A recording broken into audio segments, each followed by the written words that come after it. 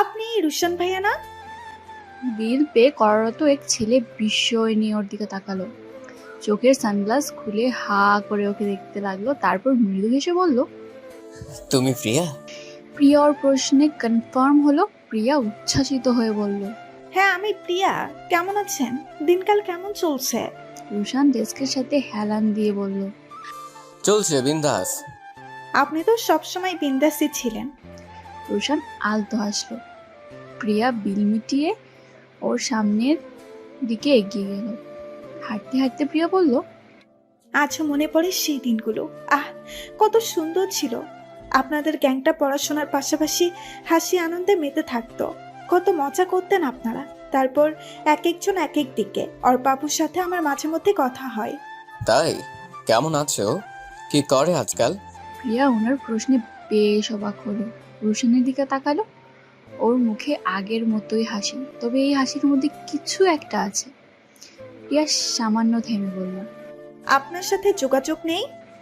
রুশান আবারও হাসলো, দূরে তাকালো, দু হাত পকেটে গুজে স্বাভাবিক স্বরেই বলল, এইচএসসির পর সব বদলে গেছে। দর্শন, ইউএসএ, তামিম আর রাতুল বুয়েটে, আর আমি আমার স্বপ্নের ঢাকা ভার্সিটির কেমিস্ট্রি সাবজেক্ট। বাট অর্পা দুর্ভাগ্যবশত মেডিকেল পাবলিক ভার্সিটি কোথাও চান্স পেল না। অনেকভাবে চেষ্টা করেও লাভ হলো না। ভেঙে পড়েছিল মেয়েটা। বাবা মায়ের একমাত্র মেয়ে। তাদের স্বপ্ন ছিল তাদের মেয়ে ডাক্তারি পড়বে, কিন্তু ওর কোথাও চান্স হয়নি। প্রাইভেট ভার্সিটিতে পড়া ছাড়া উপায় নেই, অথবা 1 বছর গ্যাপ দিতে হবে। ও গ্যাপ দিতে রাজি হলো। আর এরই মধ্যে ওর বাবা ঠিক করে ফেললো মেয়েকে বিদেশে ডাক্তারি পড়াবে। চলে গেল সিঙ্গাপুর। 1 বছর ভালোই চলছিল, তারপর দুজনের মধ্যে বনাবনি হচ্ছিল না। এভাবে চলার চেয়ে ব্রেকআপ করাই বেটার। এতে দুজনেরই সম্মতি ছিল। প্রিয়া সব শুনে নীরব। অর্পার সাথে ওর কথা হয় প্রায় শেষ মাসখানেক আগে কথা হয়েছে, কিন্তু এত বছরেও জানতে পারিনি এই সত্যিটা। প্রিয়ার অনেক খারাপ লাগছে। মনে হচ্ছে ভালোবাসা জিনিসটাই স্থায়ী নয়। নয়তো অর্ষা ওর মতো মেয়ে যে কিনা দর্শনকে এত ভালোবাসতো, তাদের জুটিটা ভেঙে গেল। রুশান আর অর্পার জুটিটা সবার পছন্দের ছিল, সেটাও নাকি নেই। প্রিয়া দীর্ঘশ্বাস ছাড়লো। রুশান পরিস্থিতি পাল্টাতে বলল, তুমি কি করছো আজকাল? প্রিয়া মৃদু হেসে বলল, আমি প্রাইভেট ভার্সিটি থেকে গ্র্যাজুয়েশন কমপ্লিট করে এখন একটা প্রাইভেট কোম্পানিতে জব করছি। স্যালারি ভালোই, ভালোই কাটছে দিনকাল। তবে বিয়ে নিয়ে প্রচুর প্যারা খাচ্ছি। প্যারার কি আছে? বিয়ে করে নাও, বয়স তো কম হয়নি। মাত্র 24। যেভাবে বলছেন যেন 40। তুমি যেভাবে বলছো যেন নাবালিক। বাল্যবিবাহ দেওয়ার জন্য সবাই উঠে পড়ে লেগেছে। প্রিয়া হেসে দিল। রুশান সেই আগের মতোই আছে, হাস্যরসিক। মাত্র জব করছি, কিছুদিন যাক, লাইফটা এনজয় করি, তারপর বিয়ে করে নেব। করতে তো হবেই, তাই না? প্রিয়া এতক্ষণ ধরে এই প্রশ্নের অপেক্ষাই করছে। রুশান শেষ অবধি তাহলে জিজ্ঞেস করলো ওর কথা। জানি না। এইচএসসির শেষে একদিন একটা নাম্বার থেকে কল করেছিল। মাত্র 4 মিনিট 23 সেকেন্ড কথা হয়েছে ওর সাথে। এর মধ্যে একটা প্রশ্ন করতে পারিনি। ও সুযোগ দেয়নি আমাকে, শুধু নিজেই বলে গেছে। ওর ওর কণ্ঠে হতাশা আর নিঃশ্বাসের দীর্ঘশ্বাস শুনেছিলাম সেই দিন। বলেছিল জীবনটা শূন্য হয়ে গেছে, একদম শূন্য। পূর্ণতার খোঁজে দেশ ছাড়ছে। যদি কখনো পূর্ণ হতে পারে তবে ফিরবে। আমি যেন সবসময় ভালো থাকি, নিজের যত্ন নেই আর ঠিকমতো পড়াশোনা করি, বাবা মায়ের সাথে বেয়াদবি না করি। একদিন এসে চমকে দেবে, এইটুকু বলেই কল কেটে দেয়। আমি ওই নাম্বারে অনেকবার ট্রাই করি, কিন্তু আর ওপেন পাইনি। এত বছর কেটে গেল, চমকে আর দিল না। হয়তো পূর্ণতা পায়নি, শূন্যতা ওকে গ্রাস করে ফেলেছে। কিন্তু কিসের শূন্যতা জানা নেই। রুশান সব শুনে বলল, জানো তো একটা ব্যাপার ভাবি, অর্ষা চলে গিয়ে ভালোই করেছে। বিচ্ছেদ সবসময় যন্ত্রণাদায়ক হয়ে ওঠে না। মাঝে মধ্যে বিচ্ছেদ আমাদেরকে আমাদের জীবনের মানে বুঝিয়ে দেয়, এনে দেয় চূড়ান্ত সফলতা। অর্ষা যখন দর্শনের জীবনে ছিল, দর্শন তখন ওর জীবন থেকে, লক্ষ্য থেকে ছুটে গিয়েছিল। অর্ষা যখন চলে গেল, ওর জীবনের ছন্দ ফিরে এলো। এখনো ইউএসএ থাকে, ভালো মার্ক নিয়ে ডাক্তারি পাশ করেছে, স্বপ্ন ছুঁয়েছে, সফলতা অর্জন করেছে। কিছুদিন পরেই দেশে ফিরবে, ডাক্তারি করবে, ভালো নাম করবে। নিজের বান্ধবী সম্পর্কে কত কথা শুনে ভালো না লাগলেও কিছুই করার নেই। অর্ষা সবাইকে ধোঁকা দিয়েছে। সবাইকে হার্ট করেছে। দর্শন দেশে ফিরবে কিছুদিন পরে, অর্পাও ফিরবে। হয়তো তখন আবারও অর্পা আর রুশান এক হবে। হয়তো সৃষ্টিকর্তা ওদের আরেকটা সুযোগ দিবে। কিন্তু দর্শন আর অর্ষা, ভাবতেই প্রিয়ার বুক চিরে দীর্ঘশ্বাস ছাড়ল। কুমিল্লা শহর থেকে গ্রামের দিকে একটা কালো গাড়ি এগিয়ে যাচ্ছে। কৃষ্ণচূড়ার পুরো শহর ঢাকা। কৃষ্ণচূড়ায় ছড়িয়ে আছে বলেই পৃথিবী এত সুন্দর। গ্রামের পথে সবচেয়ে বেশি কৃষ্ণচূড়া গাছ রাজত্ব করছে। গাড়ির কাজ খুলে হাত বের করে দিল একটা মেয়ে। উন্মাদ হাওয়া ছুঁয়ে ছুঁয়ে দেখছে। বাতাসের তীব্রতায় তার চুলগুলো উঠছে, তার ঠোঁট নড়ছে। কৃষ্ণচূড়া আমার ভীষণ প্রিয়, কারণ এই রঙে আমি তোমাকে খুঁজে পাই। এক গুচ্ছ কৃষ্ণচূড়ায় রাঙিয়ে দিও আমার মন। কথা দিচ্ছি, ফিরিয়ে দিব না তোমায়। গাড়ি থেকে নামতে ইচ্ছে করছে, কিন্তু নামার উপায় নেই। ধান ক্ষেতের সামনে গিয়ে গাড়িটা থামলো। কালো রঙের জামা পরে একটা মেয়ে গাড়ি থেকে নামাল। সামনে বিস্তৃত ধান ক্ষেত, ডান পাশে একটা পুকুর, পেছন দিকে অনেকগুলো কাঁচা পাকা বাড়ি। বর্ষা ধান ক্ষেতের হাল ধরে হাঁটছে, শুয়ে দেখছে শীষগুলো। এখানেই হাওয়ার উন্মাদনা চলছে, এলোমেলো করে দিচ্ছে চুলগুলো। বর্ষা ওড়না উড়িয়ে হাঁটছে, ও ঠোঁটের কোণে তৃপ্তি। 6 বছর পর আজ দেশে ফিরেছে। দেশে ফিরে প্রথমেই নিজের গ্রাম দেখতে এসেছে। দাদা বাড়িতে যাবে, সেখানে এক পরিবার বসবাস করে। বাড়ি ফাঁকা না দেখে দেখভালের জন্য একটা পরিবারকে থাকতে দিয়েছে। দাদা বাড়ির সামনে বড় পুকুর, পুকুর ঘেঁষে সরু রাস্তার সুপারি গাছ। দেখার জন্য দু চোখ অগ্রীব হয়ে আছে। দাদা বাড়ি থেকে আজই ঢাকায় ফিরবে। বর্ষা কুমিল্লা থেকে ঢাকা ফিরছে। ওর গাড়ি এখন ওর পুরনো কলেজের সামনে। মুষলধারে বৃষ্টি হচ্ছে। কত স্মৃতি এই কলেজ আর বৃষ্টিকে ঘিরে। কলেজ বলতে প্রাণ ছিল। সাদা ড্রেস পরে কতগুলো ছেলে দল বেঁধে বৃষ্টিতে হই হই করছে। কতগুলো মেয়ে ছাতা নিয়েই বৃষ্টিতে ভিজছে। বর্ষার মনে পড়লো সেই সব দিনের কথা। দর্শনের সাথে বৃষ্টিতে ভেজা সেই দিন। বর্ষা চোখ বন্ধ করলো, জানলার কাজ খুলে বাইরে হাত রাখলো। বৃষ্টির ছোঁয়ায় চমকে ওঠে, শরীরে কেমন একটা শিহরণ বয়ে যায়। বর্ষা হাত ভেতরে ঢুকিয়ে জানালা বন্ধ করে দিয়ে চুপ করে বসে রইল। প্রিয়া কলিং বেলের শব্দে বিরক্তি নিয়ে দরজা খুলে শকড। বাইরে একটা মেয়ে দাঁড়িয়ে আছে, ভরাট মুখমণ্ডল, লম্বা পাতলা ফর্সা শরীর। খুব পরিচিত সে মুখখানা। প্রিয়া নিজেকে সামলাতে পারছে না, দরজা শক্ত করে ধরল। চোখ বেয়ে পানি পড়ছে, মুখ দিয়ে অস্পষ্ট স্বরে বের হয়ে এলো, অর্ষা। অর্ষা দীর্ঘশ্বাস ছেড়ে চুপ করে সোফায় বসে রইল। প্রিয়া অবাক হয়ে ওকে দেখতে লাগলো। কত স্ট্রং মেয়েটা।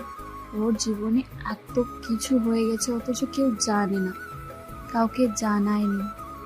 এতক্ষণ ধরে অর্ষা নিজের জীবনের ঘটনা বলছিল প্রিয়াকে। অ্যাক্সিডেন্টের পর ওর জীবনটা কিভাবে পাল্টে যায় তার নিখুঁত বর্ণনা দিচ্ছিল। সব শুনে প্রিয়া বাকরুদ্ধ, কি বলবে বুঝতে পারছে না। অর্ষা স্বাভাবিকভাবেই বসে আছে। প্রিয়া ওর চোখের দিকে তাকালো। যখন মুখ দিকে কারোর ভেতরে কি চলছে বোঝা না যায়, তখন তার চোখের দিকে তাকাতে হয়।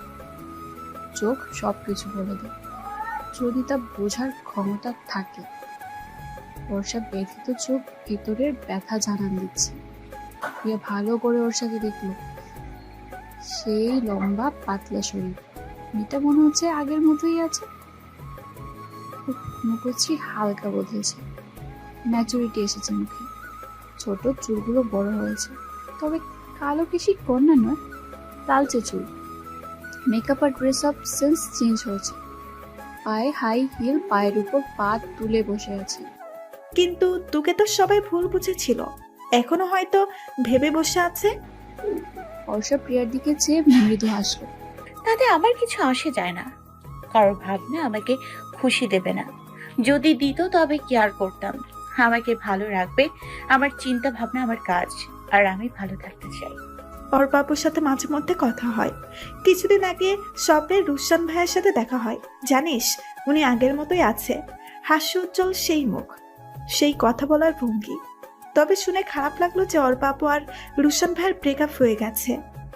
কোনো কিছুই দীর্ঘস্থায়ী নয়। তোর একা লাগে না? অর্ষা প্রিয়ার আগ্রহ বুঝতে পারলো, মৃদু হেসে উত্তর দিল, হুম, যখন তুই একাকিত্বকে উপভোগ্য করে তুলতে পারবি, নিজের আয়ত্তে আনতে পারবি, তখন তোর কাছে একাকিত্বের চেয়ে মধুর আর কিছুই লাগবে না।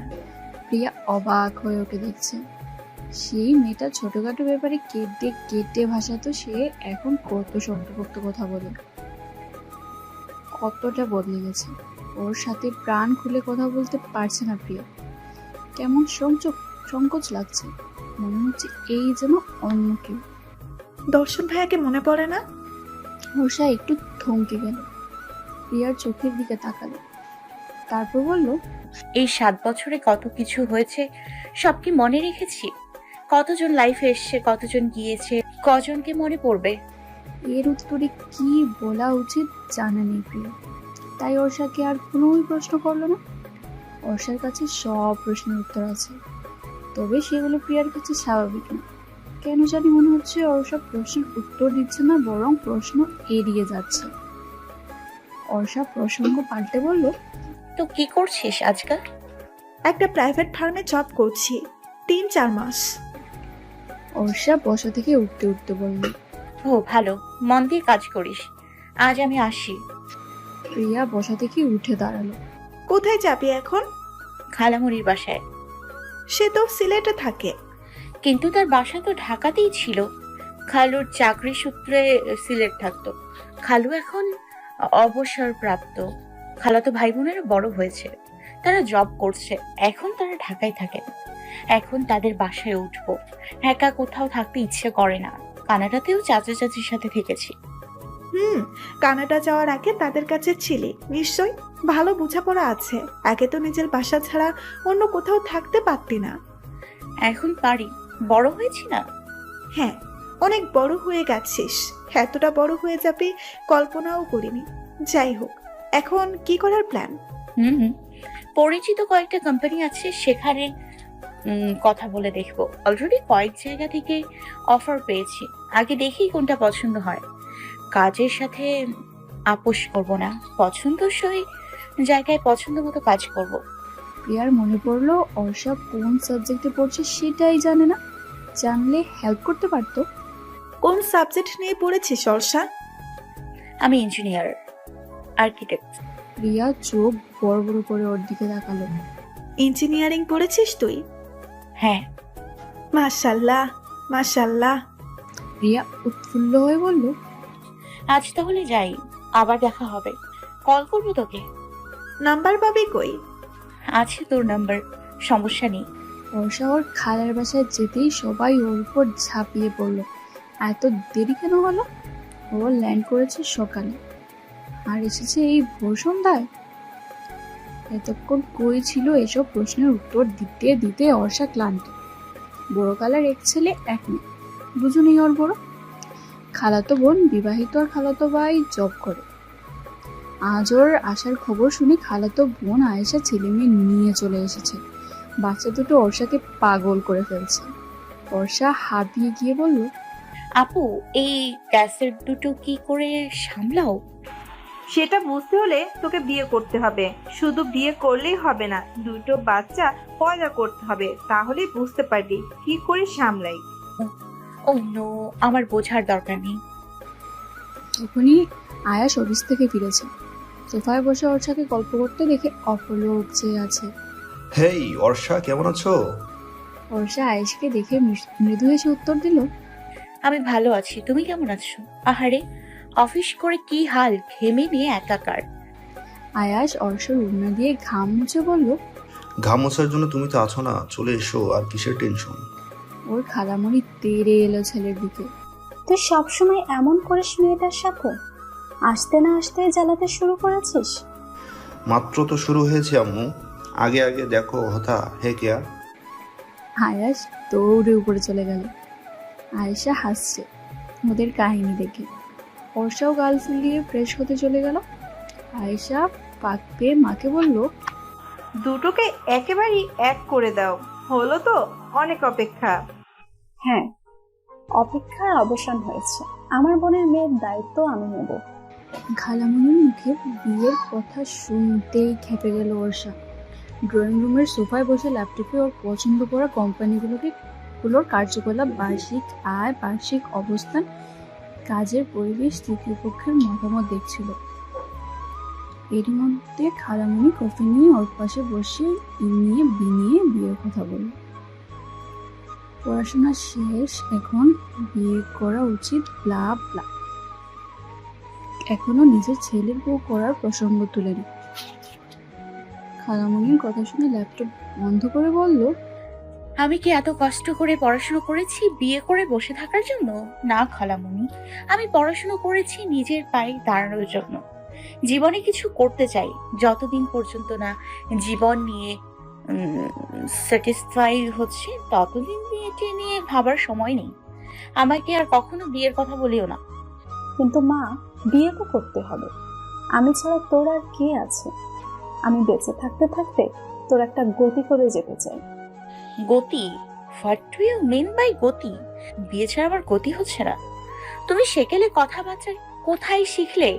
তোমার মাইন্ড তো এমন ছিল না। বিয়ে ছাড়াও আমার গতি হবে। প্লিজ এসব ইমোশনাল কথাবার্তা বলো না। বেশি বিয়ে করলে আমার বাসায় শিফট হয়ে যাবে। অর্ষা ল্যাপটপ খুলে রক্ত মুখে রুমে চলে গেল।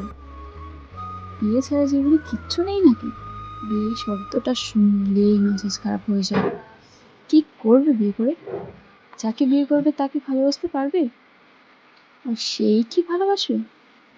ভালোবাসা বলে কিছু আছে? যা আছে তা হলো ভালো থাকা। সবাই নিজের মতো ভালো থাকতে চায়। অর্ষা সকাল সকাল রেডি হয়ে গেছে, একদম ফর্মাল লুক। কালো জিন্স, সাদা শর্ট টপ, মুখে হালকা মেকআপ, হাই হিল আর সিল্কি চুলগুলো উঁচু করে ছুটি করা। হাতে প্রয়োজনীয় ফাইলপত্র, ডান হাতের কবজির কিছুটা উপরে পার্স। অর্ষা শেষবারের মতো নিজেকে আয়নায় দেখে নিল, আর কমতি আছে কিনা। কোনো কমতি চোখে পড়ল না। কাউকে কল করতে করতে রুম থেকে বের হয়ে গেল। ডাইনিং টেবিলে খালামণি, খালু, খালাতো ভাই, খালাতো বোন নাস্তা করছিল। বর্ষাকে দেখে আয়েশ জিজ্ঞেস করলো, কই যাস? ইন্টারভিউ আছে। ঠিক আছে, নাস্তা করে নে, আমি অফিসে যাওয়ার সময় তোকে ড্রপ করে যাব। আয়েশের কথা শুনে খালামণি খুশি হলো। আয়েশার দিকে কিছু একটা ইঙ্গিত করলো। দরকার নেই, আমার সাথে আমার এক ফ্রেন্ড যাবে, ওকে কল করেছি। আচ্ছা, তাহলে ভালো হলো, বেস্ট অফ লাক। ওদের কথা শুনে চুপসে গেল দুজন। অর্ষা নাস্তা না করেই চলে যাচ্ছে, তাই খালা বলল, কি রে, নাস্তা না করে কই যাস? অর্ষা ভার মুখে বলল। আমার দেরি হয়ে যাচ্ছে। খালামণি দীর্ঘশ্বাস ছেড়ে বলল, আমার উপর রাগ করেছিস? ঠিক আছে, তোকে আর কখনো বিয়ের কথা বলবো না। তোর যখন ইচ্ছে হবে তখন করিস। আয়েশ সেটা শুনে বলল, বিয়ে? ওর বিয়ের বয়স হয়েছে? আমি এত বড় একটা ছেলের চোখের সামনে বউ ছাড়া ঘুরছি, সেটা চোখে পড়ে না? আর ওর বিয়ে দিয়ে পাগল হয়েছ? একটু তো আমার জন্য পাগল হও। আয়েশের খেয়াল হলো বাবা ওদের সাথে বসে খাচ্ছেন। তখনই হঠাৎ বিলে চমকে উঠে বাবার দিকে আর চোখে চেয়ে তোতলাতে তোতলাতে বলল, আমি মজা করছিলাম। দাঁত কেলিয়ে বলল। অর্ষা সবার কথা শুনে স্থির হলো, তারপর বলল, আমি রাগ করিনি খালামণি, তুমি আমার জন্য ভাববে স্বাভাবিক, কিন্তু আগে আমি কিছু করি। তুমি না বলো প্রতিটি মেয়ের পায়ের নিচ শক্ত করা উচিত, আমি তাই করছি। অর্ষার খালু বলল, একদম ঠিক কাজ করছো অর্ষা।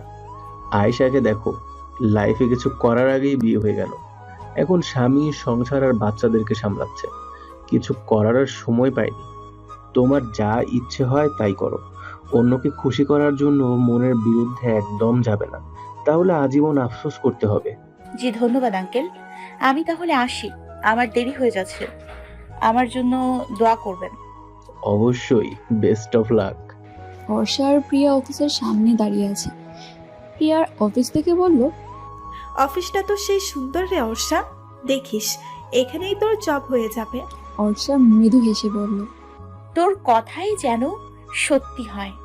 অবশ্যই হবে, তুই সিভি জমা দিলে তোর জব হয়ে যাবে, কোনো কোয়েশ্চেন করবে না, দেখিস। অর্ষা ভ্রু কুঁচকে ওর দিকে তাকালো। তারপর বলল, অমন জব আমার চাই না। আমি নিজেকে দেখিয়ে কিংবা সিভি দেখিয়ে আকর্ষিত হয়ে জব চাই না। আমি যোগ্যতার ভিত্তিতে জব চাই। সারা রাত পড়াশুনো কেন করলাম যদি কোনো কোয়েশ্চেন না করে? ওকে ওকে, এখন ভেতরে যাওয়া যাক। ওরা দুজন ভেতরে গেল, কিন্তু কোথায় ইন্টারভিউ নিচ্ছে সেটা জানে না।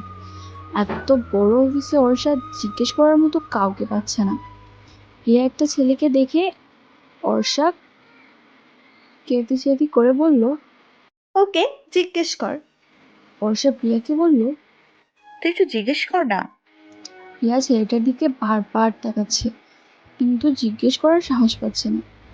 ছেলেটা ওদের দিকে ভাব নিয়ে মোবাইলে মনোযোগ দিল। প্রিয়া ইতস্তত করছে জিজ্ঞেস করতে। ছেলেটা আর চোখে ওদের দেখছে। মনে মনে ভাবছে হয়তো ওর সাথে লাইন মারতে আসবে। মনে মনেই হাসছে। প্রিয়া ওর সামনে গিয়ে দাঁড়ালো। Excuse me. ছেলেটা ব্যস্ততা দেখিয়ে মোবাইল থেকে চোখ সরিয়ে ভাব নিয়ে বলল। জি। প্রিয়া অর্ষার দিকে একবার চেয়ে ছেলেটার দিকে চেয়ে বলল, কিছু মনে না করলে আপনার পরিচয়টা পেতে পারি? আসলে আপনার। প্রিয়ার কথা শেষ হতে না হতেই ছেলেটা বলল। এখনকার মেয়েরা ছেলে দেখলেই হলো উফ। অর্ষা ওর কথা শুনে ভীষণ খেপে গেল। পায়ের জুতা খুলে ছেলেটার মুখের সামনে নিয়ে বলল, এখানকার মেয়েরা কি কি এখানকার মেয়েরা? ছেলেটা ভড়কে গেল। ভড়কে গিয়ে অর্ষার দিকে বড় বড় চোখ করে চেয়ে রইল। অর্ষা রেগে গিয়ে ওর কলার ধরে বলল, কথা বলছিস না কেন? নিজের চেহারা দেখেছিস? জোকার একটা। যেই ভাব নিয়ে দাঁড়িয়ে আছিস যেন কোম্পানির সিএ। মেয়েদের সস্তা মনে করিস? জুতা পেটা করে তোর ভাব ছুটিয়ে দিব, অশিক্ষিত বেয়াদব। ছেলেটা কথা বলতেই ভুলে গেল। অর্ষা ওর কলার ছেড়ে দিল, তারপর হনহন করে বের হয়ে গেল। প্রিয়া ওর পেছন পেছন দৌড়ে গেল। এই অর্ষা, চলে এলি কেন? ইন্টারভিউ অ্যাটেন্ড করবি না? অর্ষার স্পষ্ট উত্তর, না। না মানে এত বড় একটা কোম্পানিতে জব করার সুযোগ ছেড়ে দেবে? হ্যাঁ দিলাম। এখানে আমার জবের প্রয়োজন নেই। করবো না আমি জব এখানে। প্রিয়া প্রত্যুত্তরে কিছু বলল না। অর্ষাকে দেখে সেই পুরোনো দিনের কথা মনে পড়ে যাচ্ছে। অর্ষা উপরে উপরে যত মেচিওর ভাব নিয়েই থাকুক না কেন, ও সেই আগের মতোই রয়ে গেছে। ও ম্যাচিওর হলে এমন একটা কাজ করতো না। ছোট একটা কারণে রাগ করে ইন্টারভিউ না দিয়ে চলে আসতো না। অর্ষা বাড়িতে ফিরে ইন্টারভিউ না দেওয়ার কথা কিছুই জানেনি। বিকেলবেলা গেল নিজেদের ফ্ল্যাটে। অনেকদিন ধরে ফ্ল্যাটটা বন্ধ পড়ে আছে।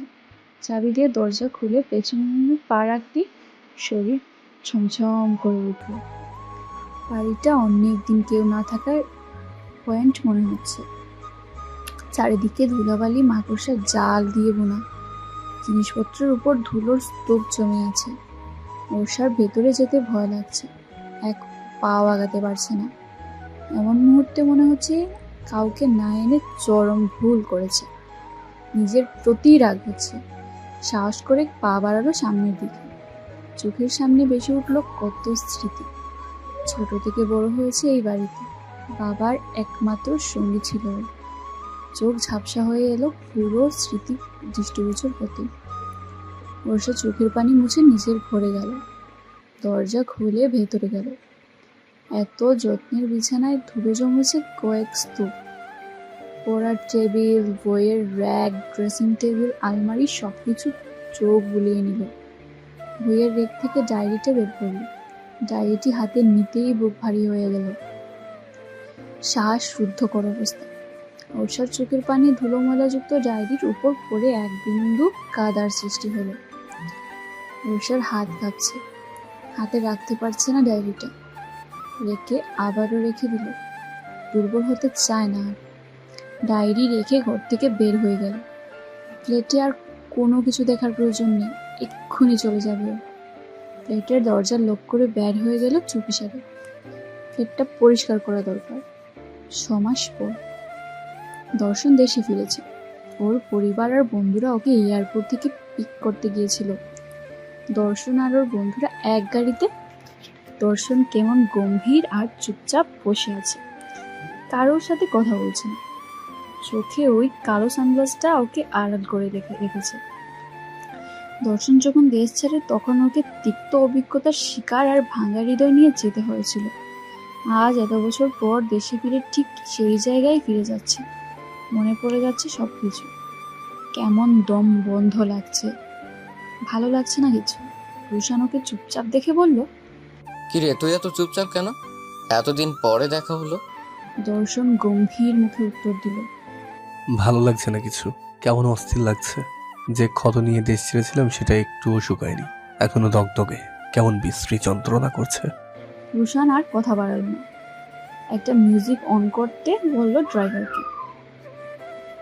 আমার কল্পনা জুড়ে যে গল্প ছিল আড়ালে সব লুকানো, সেই গল্পটা সব রঙিন হলো পলকে তোমাকে হঠাৎ পেয়ে যেন। প্রেম তুমি আসবে এভাবে, আবার হারিয়ে যাবে ভাবিনি। আজও আছে সেই পথ, শুধু নেই তুমি। বলো কোথায় আছো অভিমানী? দর্শনের গাড়ি চলছে কলেজের রাস্তা ধরে। এয়ারপোর্ট থেকে বাড়িতে যেতে হলে এই রাস্তা ধরেই যেতে হয়। দর্শন অপলক সেই রাস্তা দেখছে। যত এগোচ্ছে বুক ভারী হয়ে আসছে।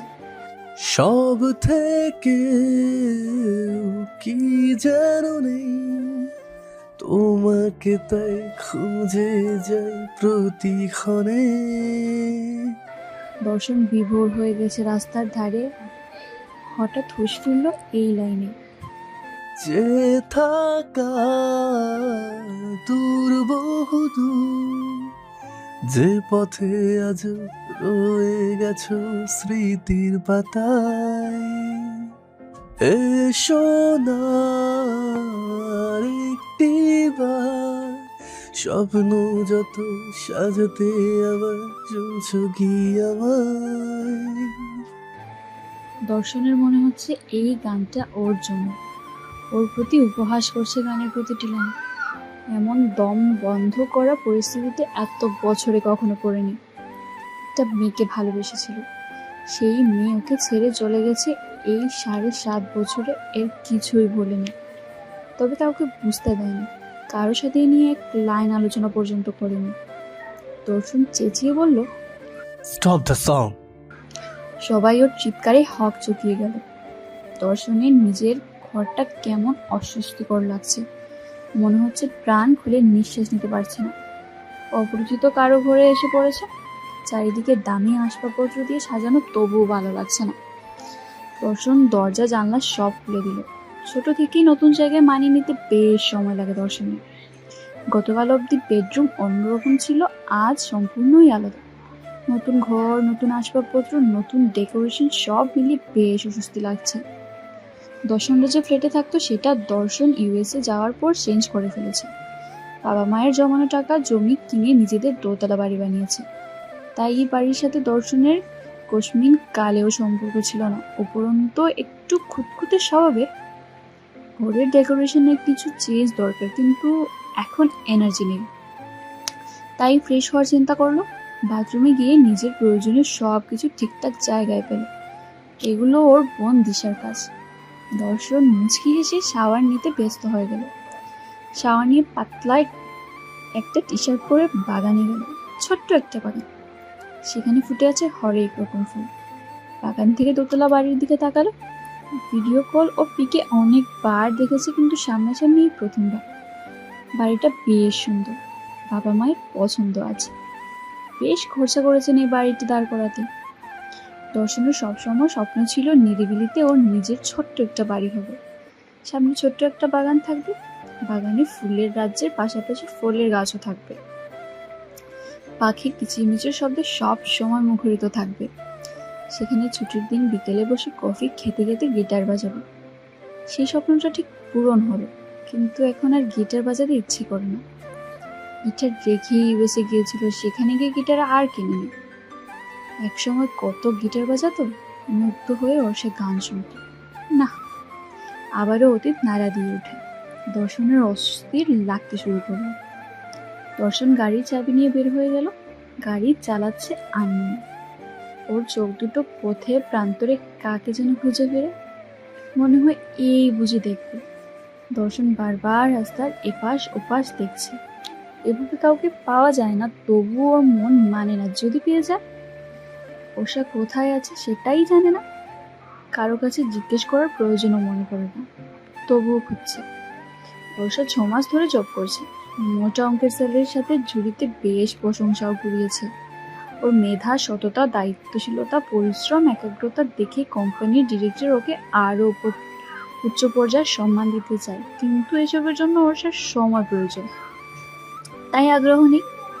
অফিসার বাড়িতে বসে সারা দিন কাজ এই করে কেটে যায় সময়, আর কোনো দিকে মন নেই ওর। অফিসের সময়গুলো ভালো যাচ্ছে, অনেক কিছু থেকে নিজেকে বিরত রাখতে পারছে। এত চাপের শপিং, পার্লার কিছুই হচ্ছে না। ছুটির দিন কাজ শেষ করে হাই তুলতে তুলতে দিন চলে যায়, কিন্তু নিজের জন্য সময় বের করা জরুরি মনে করছে। তাই প্রথমে শপিংয়ে যাবে, শপিং শেষ করে পার্লারে যাবে। নিজের যত্ন নেওয়া উচিত। দর্শন হোসেনকে নিয়ে শপিং করতে গিয়েছে, ইউএসএ থেকে এসেছে, 10-12 দিন হয়ে গেছে, কিন্তু কেনাকাটা করা প্রয়োজন। একা যেতে ভালো লাগে না, তাই সময় বের করে রুশানকে নিয়ে গেল। অর্ষা শপিং শেষ করে কতগুলো ব্যাগ নিয়ে বের হচ্ছে।